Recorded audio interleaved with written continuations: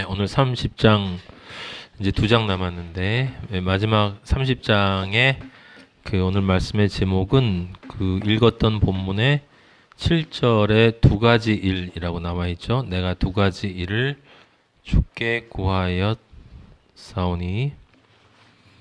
내가 죽기 전에 내게 거절하지 마시옵소서.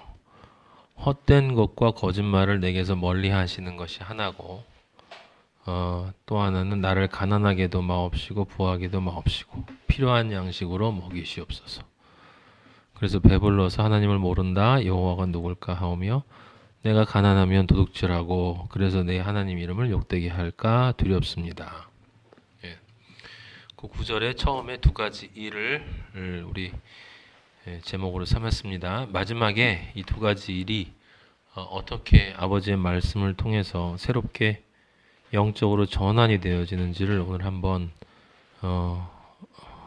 은혜 안에 십자가 안에서 살펴보도록 하겠습니다. 30장하고 31장은 그 솔로몬의 잠언이라고 나와 있지 않고 아굴의 잠언이라고 30장은 특히 전혀 들어보지도 못했던 그 이름이 나와요. 1절에 보면 이 말씀은 야게의 아들 아굴의 잠언이니 그가 이디엘 곧 이디엘과 우갈에게 이른 것이니라 라고 나오죠. 그래서 이 아굴이 누군지는 알 수가 없습니다. 그리고 뭐 특이점이라고 따지면 여기 잠언이라고 나왔는데 이게 원래는 이 앞에 29장까지 나온 잠언과 다른 언어예요.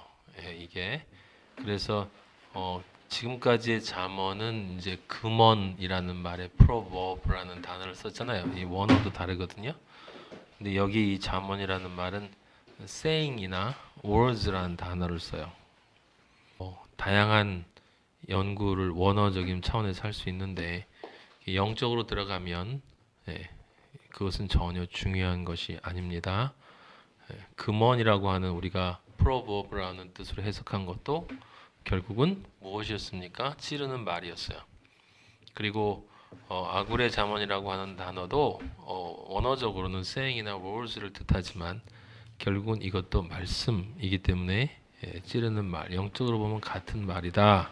그래서 1절에 잠언이라고 번역한 건 제대로 한 거예요. 그가 이디엘과 우갈에게 이른 것이니라. 무엇을 일렀는지 이디엘과 우갈이 사실 그러니까 여러분과 저가 되겠죠. 2절 보도록 하겠습니다. 나는 다른 사람에게 비하면 짐승이라 내게는 사람의 총명이 있지 아니하리라.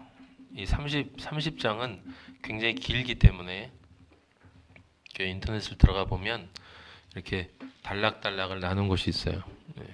근데 그 단락을 나눠서 한 장이 두세 개의 의미를 전달하는 거면 그 잘못 본 거예요. 그건 영적으로 보는 게 아니고 혼으로 보는 것이기 때문에 여러분이 그렇게 해석하는 게 있으면 저건 가짜다 그러면 돼요. 잠언을 통으로 보지 못하면 하나의 진리로 읽지 못하면 그건 영어로 읽는 것이 아닙니다. 그래서 참 신기한 책이에요. 이 잠언이 1장부터 알면 알수록 참 신기한 책입니다. 2절에 있는 나는 짐승이라 내게는 사람의 총명이 있지 않다. 이 말과 연결되어지는 말이 이제 시편 49편 6절에 있습니다. 얼핏 보면 그냥 겸손의 말 같은데 겸손의 말이 맞는 말이긴 해요. 시편 49편 6절에 보면 자기의 재물을 의지하고 부유함을 자랑하는 자가 나와요. 자기의 재물을 의지하고 이 재물이라는 단어를 여러분들 오늘 주의 깊게 봐야 돼요. 재물을 의지하고 부유함을 자랑하는 자. 11절에 보면 그들의 속 생각에 자신들의 집이 영원히 있다고 생각하는 사람들이에요. 이 사람들이 그들의 거처는 대대 영원히 있을 것이다. 그래서 토지를 자기 이름으로 불러요. 이제 영원히 자기 거라고 생각해서 그런 사람들에 대해서 49편 12절에 보면 사람은 존귀하나 장구하지 못하며 멸망하는 짐승 같도다 라고 얘기했는데 여기 존귀하나라고 하는 의미는 그 위에 그래서 집이 많고 부자고 재물이 풍부하다 그런 뜻이에요. 그러니까 그런 사람은 영화를 누리는 거죠. 그러니까 여기서 종교 하나는 그 많은 영화를 누린다. 예, 그래야 그 뒤에 장구하지 못한 묘와 연결이 되는 거예요. 그래서 사람이 아무리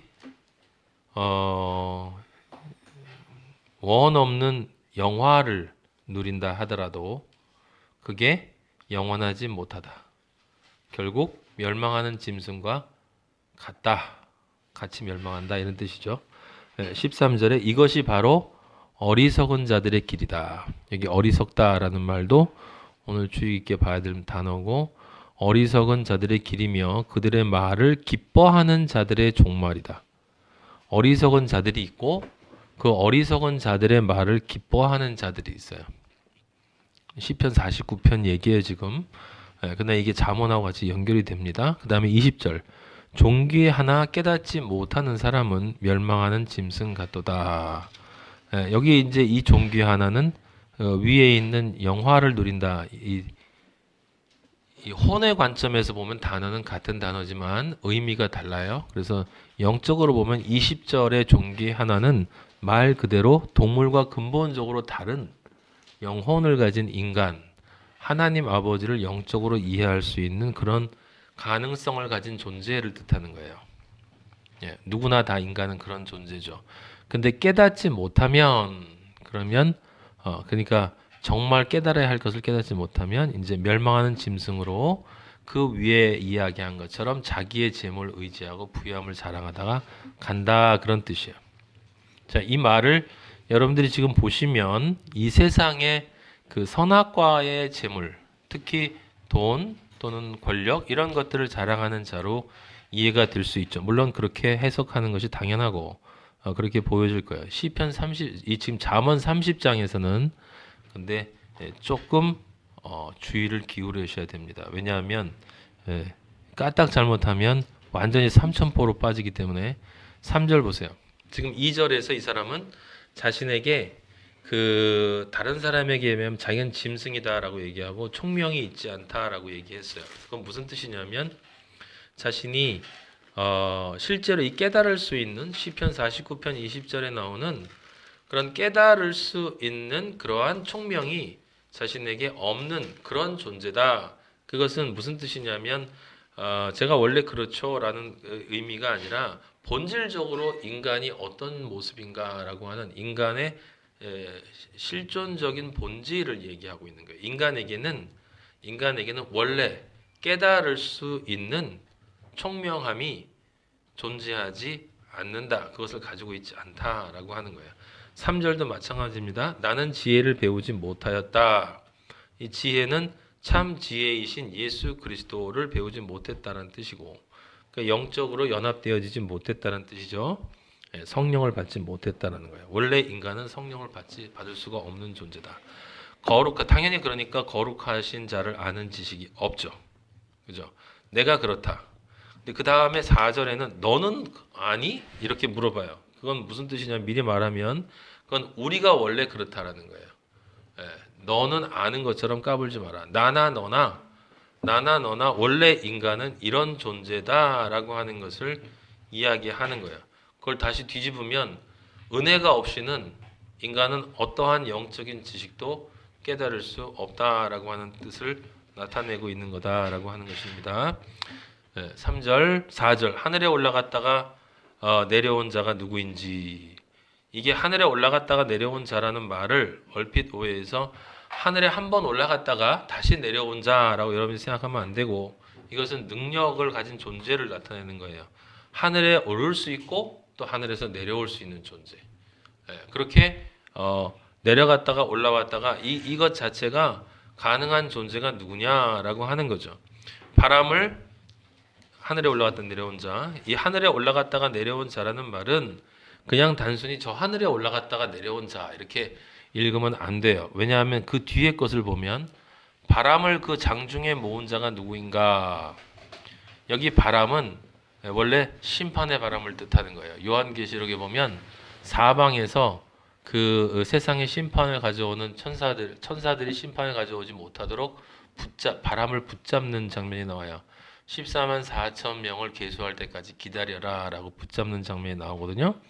여기는 바람이 저에게 영적으로 심판이라는 의미로 다가왔습니다. 그 장중에 모은 자라고 하는 것은 그 손바닥 안에 모았다라는 뜻이에요. 무슨 얘기냐면 심판을 그 자신의 손에 쥐고 있는 자란 뜻입니다. 심판의 주권자란 뜻이에요. 또 다른 말로는 그 심판을 원하는 때에 실제 하기 위해서 그건 우리 구원할 사람들을 구원할 때까지 그 심판을 내리지 않을 수 있는 자. 하늘에 올라갔다가 내려온 자는 그러니까 그런 뜻이 아니겠죠. 그냥 하늘이 아니고 천국과 이 세상, 그 세상을 언제든지 빛과 흑암을 이렇게 지배하는 자를 뜻하는 것입니다. 그러니까 우리 아버지를 뜻하는 거예요. 그 다음에 바람을 장중에 모은 자, 물을 옷에 싼 자가 누구인지라고 하는 것도 마찬가지죠. 이것도 우리가 가만히 생각하면 이 옷은 예수 그리스도의 옷을 생각할 수가 있고, 물이라는 것은 죄악 세상을 뜻하는 것이다. 바다로 보면 그 바다를 의의 옷으로 싸서, 그죠? 그걸 완전하게 정화시킬 수 있는 존재. 그렇게 죄악을 없애면 땅의 모든 끝을 정한 자는 누구겠습니까? 가나안 땅. 천국과 지옥의 경계를 정하는 자예요. 거룩을 뜻하는 거지. 이건 전부 영적인 구원과 관련된 이야기들이에요. 그냥 뭔가 대단한 일을 한다는 게 아니라 욥기가 다 그런 뜻인데, 욥기가 그걸 하나하나 하는 게 사실은 어렵죠. 이해하는 게. 그의 이름이 무엇인지, 우리 아버지 이름이 무엇인지, 전능자. 그의 아들의 이름이 무엇인지 너는 아느냐? 모른다는 것입니다. 욥기 37장 23절에 우리가 읽었던, 이 부분은 안 읽었었는데, 거기 아버지가 욥에게 말씀하시기 전에 이렇게 옳은 말을 하는 그 사람이 있어요. 그 사람이 이렇게 얘기합니다. 전능자를 우리가 찾을 수 없다. 그는 권능이 지극히 크사. 23절 37장 23절 권능이 지극히 크사 정의나 무한한 공의를 굽히지 아니하심이니라. 24절 그러므로 사람들은 그를 경외하고 그는 스스로 지혜롭다 하는 모든 자를 무시하신다. 스스로 지혜롭다 하는 모든 자를 무시하신다. 지금 요게 포인트예요. 지금 잠언 1절, 2절, 3절, 4절의 포인트는 너나 나나 스스로 지혜롭다라고 할 수 없는 자다라는 것입니다. 그게 포인트예요. 다른 이야기를 하는 게 아니에요. 이 사람이 자기는 조금 겸손한 척하면서 너는 어떠냐라고 얘기하는 그런 그 숨겨진 교만이 아니라 실제 인간이란 이런 존재다라고 하는 것을 지금 아굴이 정확하게 이야기하는 것입니다. 그것을 나중에 욥이 깨닫고 42장 3절에 보면 무지한 말로 이치를 가리는 자가 바로 나였습니다. 나는 깨닫지도 못한 일을 말하였습니다. 여기 나왔죠. 깨닫지도 못한 일을 말하였다. 스스로 알 수도 없고 헤아리기도 어려운 일을 말하였나이다. 4절에 내가 말하겠사오니, 그거 우리가 저번에 제가 말씀을 드렸어요. 여기서 말하겠사오니라고 하는 것은 그냥 이런저런 말 이런 얘기가 아니라 그 3절에 있는 그 말이에요. 내가 할 수도 없는 것을 했습니다라는 회개의 말. 주는 들으시고, 그러니까 내가 지금까지 했던 이 모든 교만을 용서하시고 나의 회개의 기도를 받으시고 이제 내가 겸손히 주께 묻겠습니다 라고 하는 그 진짜 아버지에 대한 진실된 질문이 있을 때 아버지 저를 알려주시옵소서 저에게. 5절은 42장 5절에 귀로 듣기만 하였지만 건성으로 하지만 눈으로 온전하게 이제 주를 알게 되었습니다. 지금까지 귀로 듣기만 한다는 이야기가 이제 자기 마음대로 생각했다라는 뜻이고, 눈으로 주를 배웠다는 게 이제 깨달았다라는 뜻이죠. 그래서 6절이 핵심이었어요. 티끌과 재 가운데에서 회개하나이다. 이 자기 자신이 티끌과 재에 불과하다라는 것을 인정하는 거죠. 그래서 늘 티끌하고 재를 뿌리는 거예요. 그건 괜히 뿌리는 게 아니라 내가 이런 자기 몸에다 뿌리잖아요. 그러니까 내가 이런 존재입니다라는 것을 나타내는 것이에요. 이제 존재의 정체성, 인간 존재의 정체성에 대한 이야기입니다. 신약에도 바울이 비슷한 이야기를 해요. 고린도전서 3장 18절에 보면 아무도 자신을 속이지 말라. 너희 중에 누구든지 이 세상에서 지혜 있는 줄로 생각하거든 어리석은 자가 되라. 지금 잠언 30장의 필자는 지금 이 말을 이해한 거예요. 바울의 말을. 누구든지 이 세상에서 지혜 있는 줄로 생각하거든 어리석은 자가 되라. 어리석은 자가 되어야 한다라는 것. 원래 어리석은 자일 수밖에 없다라는 것을 네가 정말 깨달아야 한다. 그래야 거기서부터 시작해서 지혜로운 자가 될 수 있다라고 하는 이 바울의 3장 18절. 그래서 19절에 이 세상 지혜는 하나님께 어리석은 것이니 기록된 바 하나님은 지혜 있는 자들로 하여금 자기 꾀에 빠지게 하시는 이라 하였고, 또 20절 주께서 지혜 있는 자들의 생각을 헛것으로 아신다. 여기 헛것이란 단어도 아까 우리가 읽었던 구절과 연결해서 여러분이 기억해 놓으세요. 헛것으로 아신다. 그러니까 지혜라고 하는 것이 인간에게는 존재하지 않는다라고 하는 것을 정확하게 깨달아야 된다. 당연히 그렇죠. 왜냐하면 지혜는 예수 그리스도이기 때문에 예수 그리스도가 우리에게 있을 수가 없는 것은 당연한 것입니다. 근데 참 재밌는 게 4장 7절에 보면 고린도전서 4장 7절 8절에 보면 그렇게 이야기를 했는데 고린도 교회에 있는 사람들이 어떤 상태인지를 이야기해. 누가 너를 남달리 구별하였느냐? 너에게 있는 것 중에 받지 아니한 것이 무엇이냐? 네가 다 받았는데 어찌하여 받지 아닌 것, 마치 원래 네 것처럼, 원래 너의 지혜처럼 그렇게 자랑하느냐? 너희가 이미 배부르며 이미 풍성하며 우리 없이도 왕이 되었도다. 이미 배부르며 이미 풍성하며 우리 없이도 왕이 되었도다. 여기 배부르며 풍성하며 부유하며 이런 말들을 잘 기억해 놓으세요. 자, 30장 1절에서 4절까지 해서 제일 중요한 건 결국 뭐냐면 인간이 자신의 정체성에 대한 정확한 직시를 통해서 지혜의 시작을 알아야 되는데 그때 중요한 건 겸손이죠. 겸손.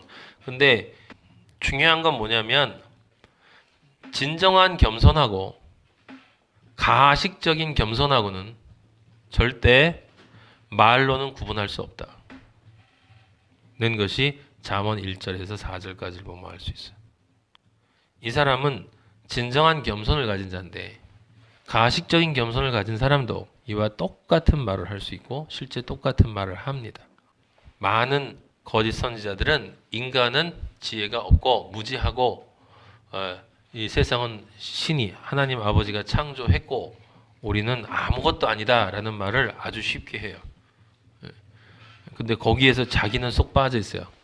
말은 자기도 들어가 있다고 얘기하는데 그래서 늘 봐야 되는 것은 열매예요. 열매. 진정한 겸손과 가짜 겸손은 열매를 통해서 드러난다. 그러면 진정한 겸손에는 반드시 동반되는 게 있을 것이다. 그 열매가 뭐냐? 제일 먼저 나오는 열매가 우리가 지금 확인한 것처럼 회개예요. 회개. 이사야 57장 15절 지극히 존귀하며 영원히 거하시며 57장 15절 거룩하다 이름하는 이가 이와 같이 말씀하시되 아버지가 말씀하시는 것입니다. 내가 높고 거룩한 곳에 있으며 또한 통회하고 마음이 겸손한 자와 함께 있나니 이는 겸손한 자의 영을 소생시키며 영을 통회하는 자의 마음을 소생시키려 함이라. 여기 소생 이 전부 부활에 관한 이야기잖아요. 그러니까 다 우리는 원래 아까 우리가 시편에서 읽었던 것처럼 멸망할 수밖에 없는 존재들이었다라고 하는 것입니다. 죄와 허물로 죽은 존재들. 근데 아버지가 통회하는 자, 마음이 겸손한 자, 심령이 가난한 자, 그죠? 마태복음 5장에 그런 자에게 영혼을 소생시켜 주신다. 겸손에는 반드시 회개가 동반된다. 그래서 요 겸손이라는 것이 마태복음 산상수를 보면 처음에 심령이 가난한 자고 회개가 뭐겠어요? 그런 식으로 보면 애통, 그죠? 애통. 그리고 그것으로부터 지혜가 나오는 것이기 때문에 겸손은 또 다른 식으로 얘기를 하면 결국 은혜에 대한 깨달음인 거예요.